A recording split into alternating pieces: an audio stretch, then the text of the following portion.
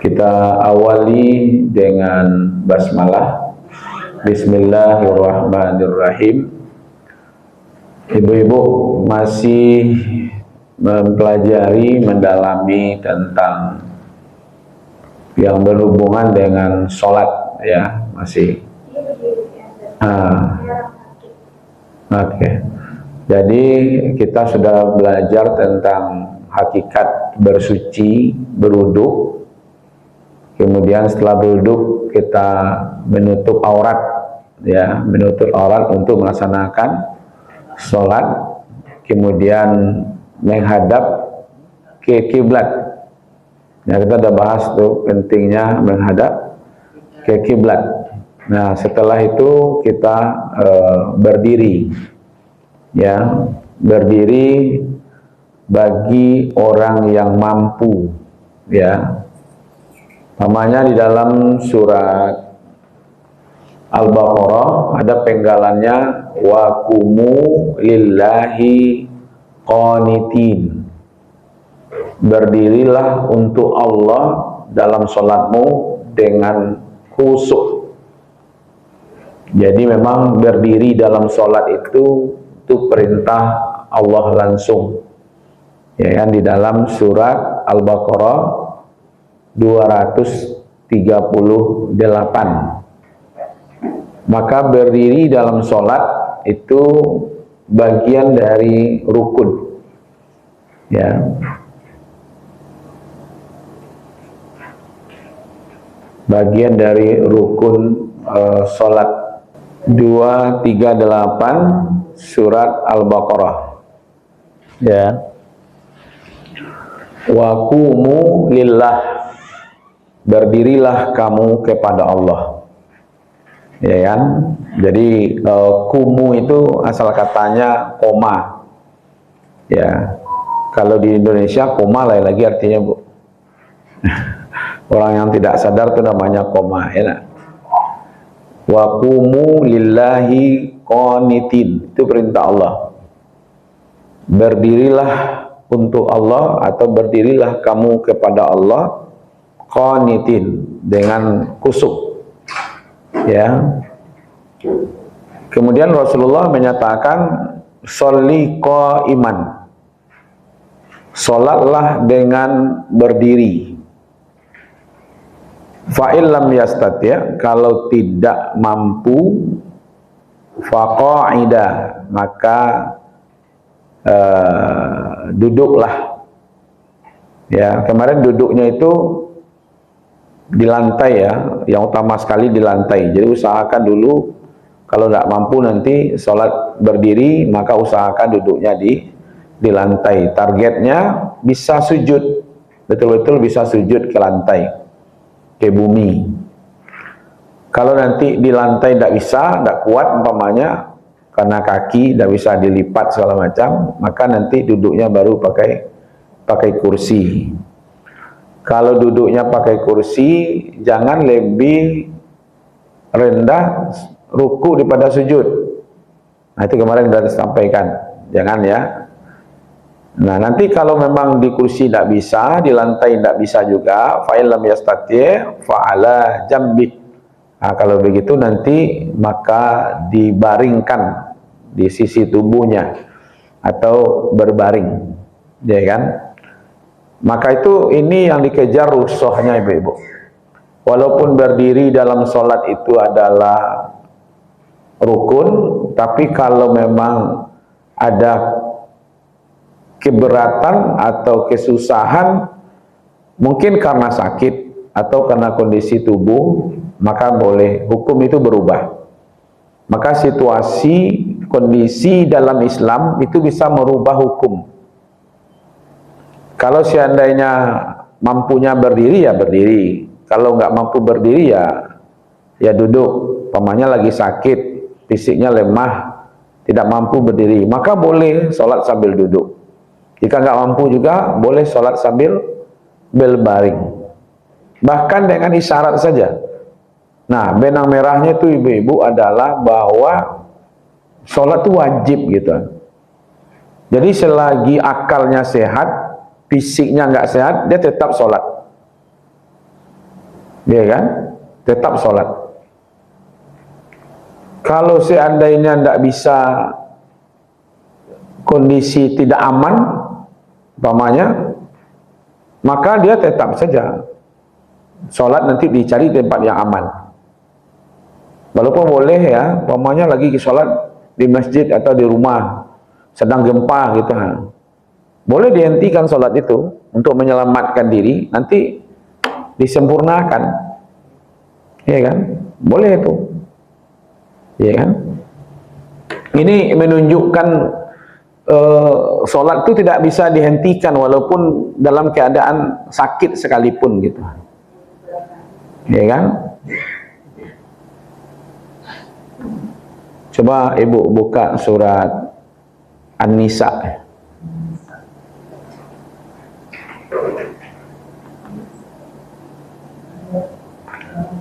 Coba dilihat dulu di surat An-Nisa 103 ya, atau dari 101. Ada yang menarik di sini ya.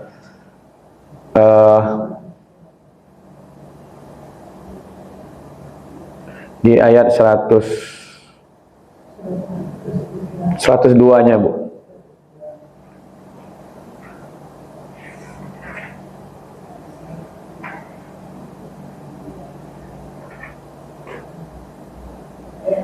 Ayat 102 An-Nisa, surat yang keempat.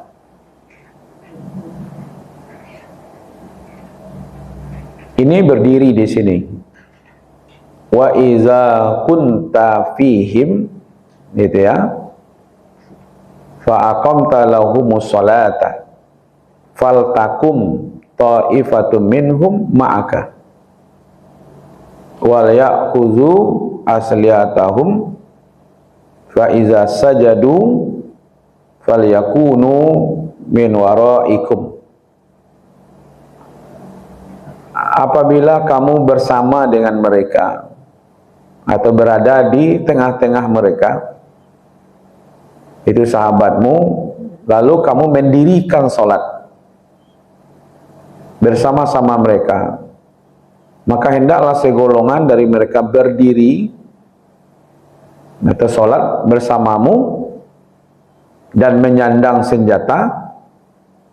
Kemudian apabila mereka yang sholat bersama besertamu sujud, setelah sempurna, maksudnya satu rakaat, maka hendaklah mereka pindah dari belakangmu untuk menghadapi musuh, dan hendaklah datang golongan yang kedua yang belum melakukan sholat, lalu bersolatlah mereka denganmu, dan hendaklah mereka bersiap siaga dan menyandang senjata. Dengan bacaan itu apa yang terpikir oleh ibu-ibu? Kondisinya seperti apa kira-kira? Oke, satu, berarti kondisi ini perang. Ya, bagaimana cara sholatnya itu? Hah? Bergantian. Oke. Jadi gini. Satu, walaupun kondisi perang, sholatnya tetap berjamaah. Betul enggak? Siapa yang jadi imam? Di dalam kasus ini siapa yang jadi imam? Nabi. Jadi Nabi menjadi imam, pasukan perang itu dibagi dua. Satu golongan sholat bersama Nabi, berarti Nabi jadi imam, yang pasukan ini di belakang. Yang satu golongan lagi, itu siap siaga menghadapi musuh. Jangan-jangan nanti musuh datang tiba-tiba, ya kan, mereka menyerang. Jadi yang satu golongan, satu pasukan tetap bersiaga dengan senjata mereka. Setelah sempurna satu rakaat, nah, kapan sempurnanya satu rakaat? Iya, batas satu rakaat itu di mana, ibu-ibu? Sujud kan? Makanya kalimatnya di situ adalah sujud, ya kan? Fa iza sajadu, nah, apabila mereka sudah sempurna falyakunu min waraikum. Sudah sempurna sujudnya. Jadi kalau sholatnya itu dikatakan selesai 1 rakaat, kan disujud. 1 rakaat itu 2 kali sujud. Ya kan, pertama dari berdiri, nanti kita setelah iftidal kan sami Allahu liman hamidah. Nanti setelah itu Allahu akbar, kita sujud kan. Nah, sujud pertama duduk di antara 2 sujud, kemudian sujud lagi. Setelah sujud yang kedua kan berdiri kan. Nah, ketika Nabi berdiri itu, yang pasukan tadi yang ikut sholat itu mundur. Yang nabinya tetap yang pasukan yang sholat tadi mundur, yang belum sholat masuk. Jadi tetap akhirnya mereka lanjutkan sholat 1 rakaat lagi. Nanti tengah malam tidak ada lagi perang, baru disempurnakan semuanya. Jadi kalau begitu Nabi sholatnya 2 rakaat, sahabat-sahabat tadi yang pasukan perang tadi 1 rakaat, 1 rakaat. Nah, coba yang ibu, walaupun dalam perang sholatnya tetap berdiri, tetap berjamaah, walaupun tidak sempurna, ya kan, seperti sholat biasa. Nah, itu pentingnya Bu. Apa salahnya sholat itu sambil tiarap saja gitu? Ya kan, ini perang gitu. Atau sambil duduk supaya tidak nampak gitu. Ternyata tetap berdiri gitu. Jadi usahakan sholat itu berdiri. Jadi memang secara hukum berdiri dalam sholat itu fardu. Dia adalah rukun. Jadi kalau tidak berdiri dalam sholat wajib, maka dia batal bagi orang yang mampu. Dia mampu nih, tapi dia pilih duduk, tidak boleh. Tapi kalau dia mampu, maka dia berdiri. Kecuali sholat sunat Bu. Kalau sholat sunat, walaupun ibu mampu berdiri, boleh duduk. Pokoknya sholat berjamaah nih, nah, kita mampu berdiri, tapi kita pilih duduk, boleh. Tentu nilainya tidak sesempurna kita berdiri. Ya, itu menurut kajian fikihnya, ya kan? Lalu yang kita tadaburi, bagaimana berdiri lurus, ya kan? Kalau berjamaah dirapatkan berdirinya, jangan berbelok-belok seperti ulah, ya kan? Supaya rapi, maka tumit kita itu sejajarkan dengan ujung tikar kalau di masjid. Jadi buat rapi dia itu, ya kan? Nah, tapi tidak usah dicalik bahu kawan, calik saja tumi awak lain di tapi tikar tu je. Itu semuanya tu. Kadang dicalik awaknya, ada pendek badannya, ada ketek badannya, ada kurui, ada gapuh, ada lebar bahunya kan, ya kan? Makanya imam selalu mengingatkan, ya kan, sufufakum, saf rapat dan luruskan, ya kan? Fa inna taswiyatus sufuf, sesungguhnya meluruskan saf, merapatkan saf itu min tamami sholat, yaitu kesempurnaan sholat.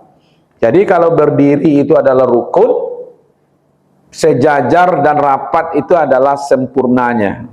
Jadi sempurna sholat itu gitu. Makanya selalu imam, saya kadang-kadang di Makkah itu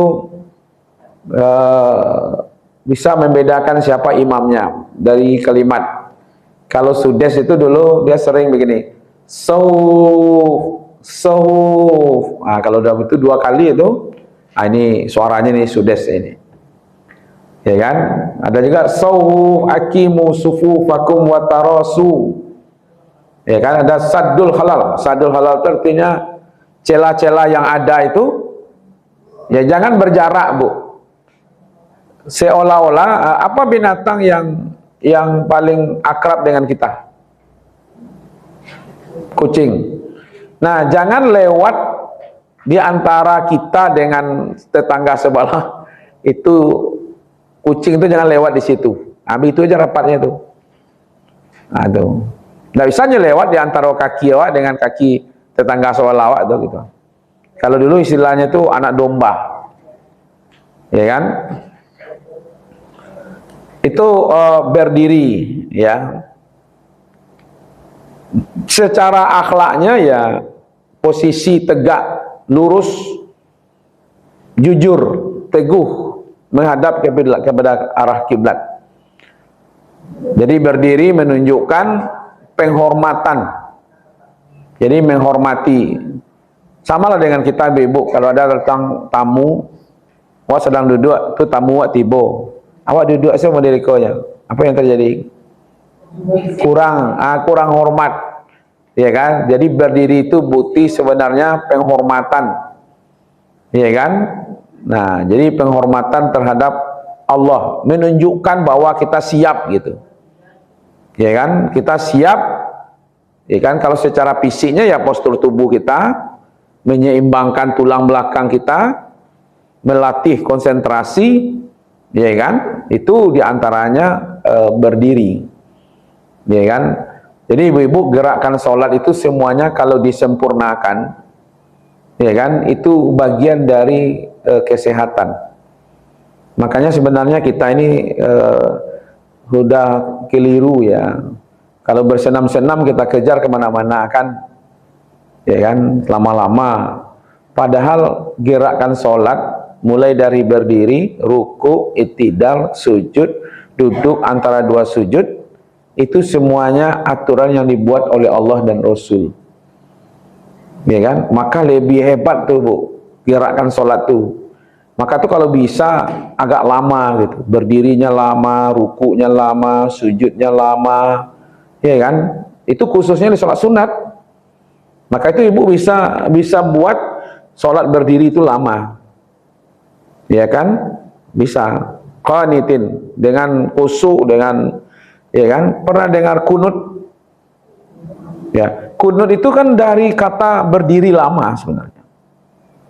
Lalu digunakan kan setelah i'tidal, sami Allahu liman hamidah, sebelum kita sujud, ya kan? Bacalah doa kan? Nah, doa itu berdirinya lama. Jadi yang sunnahnya betul itu bukan masalah doanya, tapi berdirinya itu lama. Jadi kalau ibu lama berdirinya, rukunya lama, nanti kita coba lihat di batu ruku ya. Bagaimana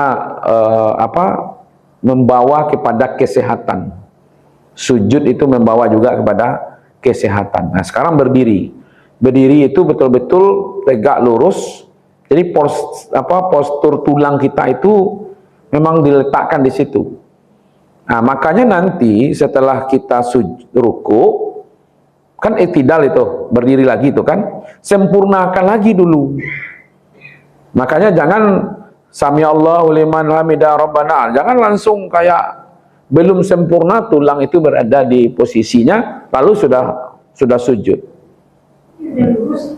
Iya, berdiri dulu.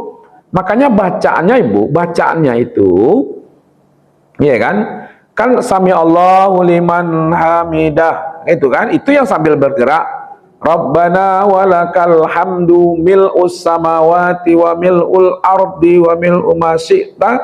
Itu ketika kita berdiri, bukan sambil jalan ke bawah. Baru nanti sambil jalan ke bawah itu Allahu Akbar.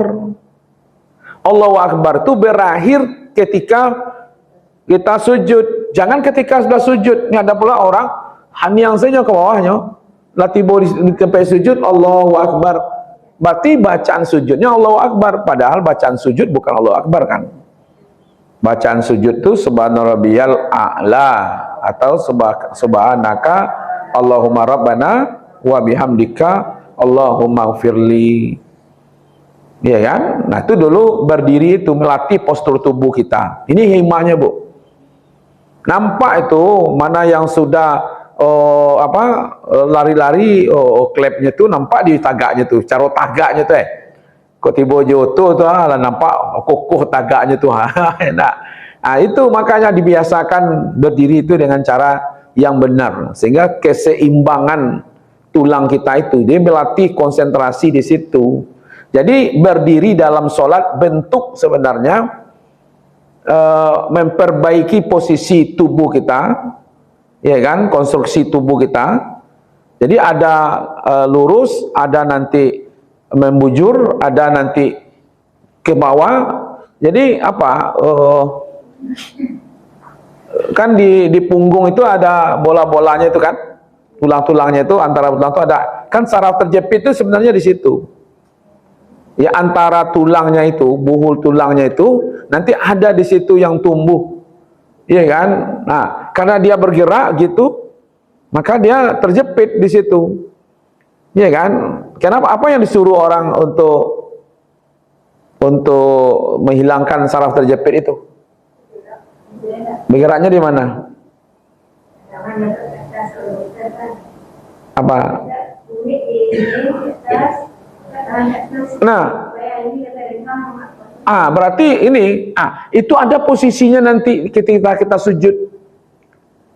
Nah, ketika kita sujud itu kan yang tadi punya beban di sini, beban di kepala kan, ini yang bebannya ke tulang itu. Di waktu kita sujud tuh dia melenggang. Nah, kalau olahraganya itu renang. Nah, berenang itu ibu bisa berjalan tapi dia tidak punya beban. Gitu. Apalagi kalau menyilam. Menyilam berarti kan merenggang antara kaki dengan kepala, itu tidak ada beban kan. Jadi ketika ibu berjalan di dalam kolam renang itu sebenarnya tidak ada beban. Makanya orang saraf terjepit bukan jalan pagi kan. Kalau pagi kan dia bisa ini, maka disuruh bersepeda. Sebenarnya bersepedanya bukan bersepeda gunung. Sepeda di rumah itu ketika kita bergerak itu tidak punya beban. Yang paling hebat itu berenang. Ternyata Nabi juga menyuruh ajar anakmu berenang. Oke, berenang itu ibu-ibu bukan berenang seperti orang perenang-perenang dah. Ibu pegang saja di pinggir kolam renang itu gerak-gerakkan kaki. Gitu, bukan harus berenang seperti itu. Makanya banyak jemaah kita ada pandai berenang loh Ustaz. Pegang pinggir kolam itu, ya kan? Kemudian gerak-gerakan kakinya, kan melapung ke belakang itu. Itu dia sebenarnya. Iya, jadi kalau enggak berjalan di dalam kolam renang itu yang sampai sebahu atau maka itu kan. Nah, ternyata itu semuanya ada dalam sholat. Kesehatan itu. Iya kan? Cuman kita tidak iya, itu apa 1212 itu? Udah ngitung dulu sampai 100, sekarang 12 enak. Sempurnakan saja malam tahajud. Kalau bisa ibu-ibu, tahajud itu berkeringat.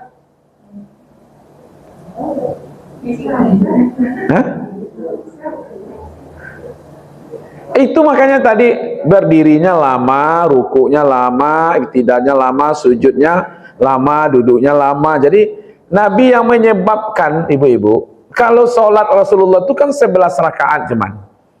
Tapi kenapa bisa kakinya membengkak? Itu karena berdirinya lama.